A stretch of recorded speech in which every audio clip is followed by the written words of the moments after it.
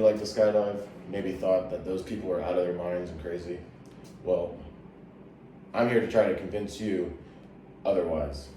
It is actually safer for you to be able to skydive than it is to drive your car, say, to Walmart or maybe to the bar. There are a lot of safety factors that go into skydiving, starting with packing your own parachute all the way through the progressions in order to obtain a license to skydive. All right, let's go ahead and dive into this. All right, in order to skydive and jump by yourself, you need to obtain what's called an A license. In order to obtain an A license, you need 25 jumps.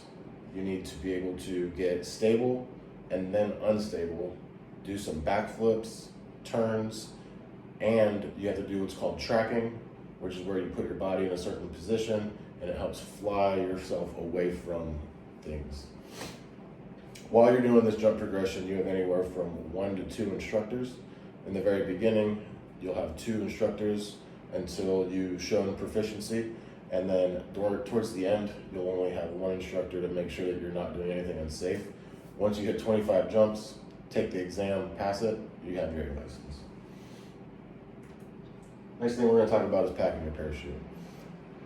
A lot of things that can go wrong in the sky are because of how you packed your parachute.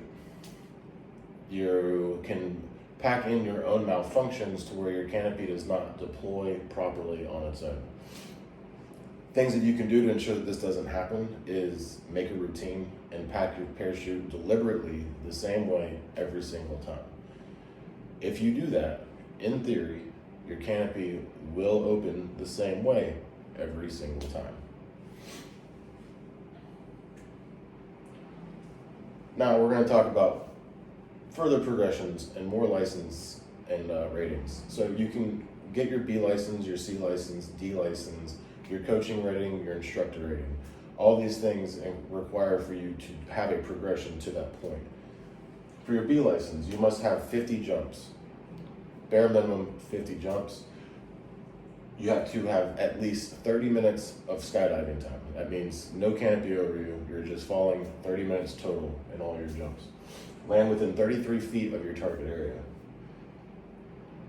And you have to have taken an advanced canopy controllability class. For your C license, you have to have met all the criteria for your B license. Additionally, completed 200 jumps, landed within 7 feet of your target area 25 times, successful completion of 50 formation skydives, meaning that you're flying in a group with multiple participants, and pass an exam.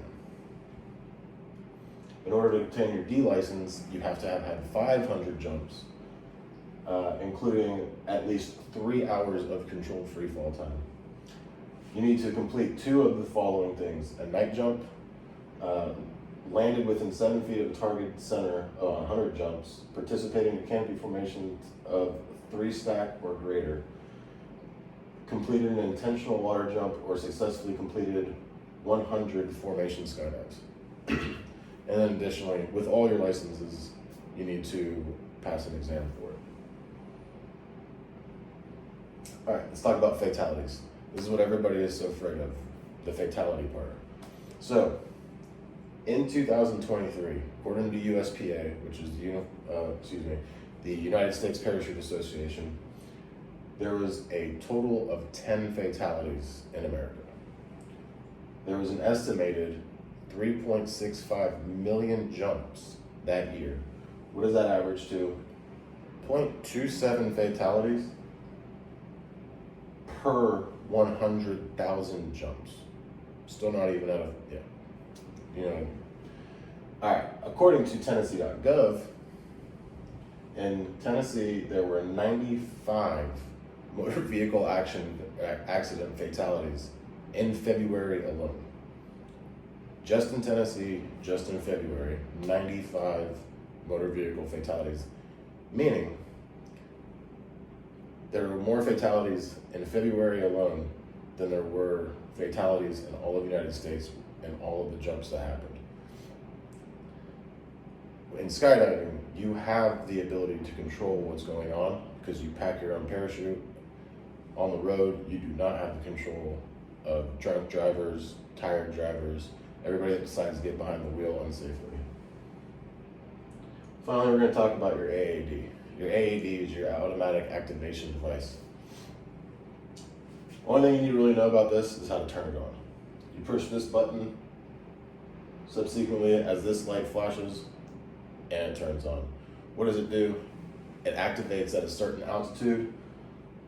For example, in the military, we use a 1535 Alpha, it's just a name. The 1500 means that it's going to activate 1500 feet all by itself above the ground.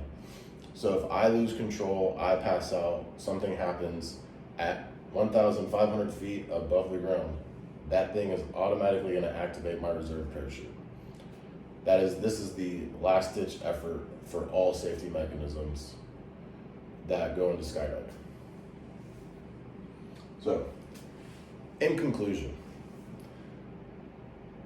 in theory, skydiving can be much safer than anything that you do in your normal day. You have the control in order to have repetitive safety every single time you jump. Personally, I think it's very thrilling, and if you haven't tried it, you definitely should one day. Thank you for your time. Get out there and skydive.